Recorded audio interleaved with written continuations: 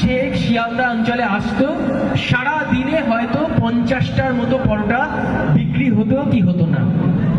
কিন্তু আজ আপনারা জানেন যে বিভিন্ন ক্ষেত্রে প্রচুর ফুড ব্লগ হয়, আর সেই ফুড ব্লগের মধ্যে দিয়ে আমরা বেছে নিই কে কতটা ভালো কাজ করছে এবং কার খাবারের গুণগত মান কতটা ভালো।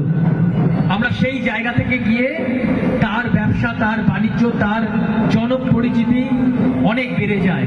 ঠিক তেমন ভাবেই কোনো না কোনো একদিন তার কাছে পরোটা খেতে এসেছিল এমন একজন, যিনি তার ব্লগ তৈরি করেছে, করে সোশ্যাল মিডিয়ায় ছেড়ে দিয়েছে।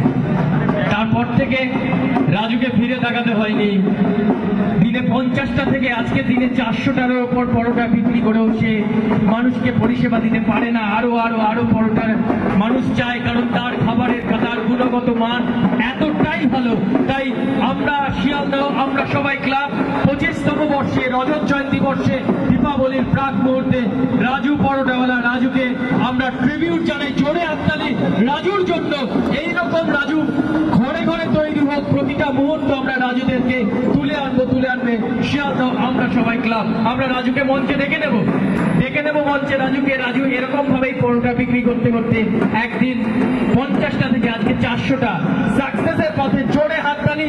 ও আজকে আমরা সবাই ক্লাবের সদস্য, তাই লাল পাঞ্জাবি পড়েছে, একটু জোরে হাততালি দিতে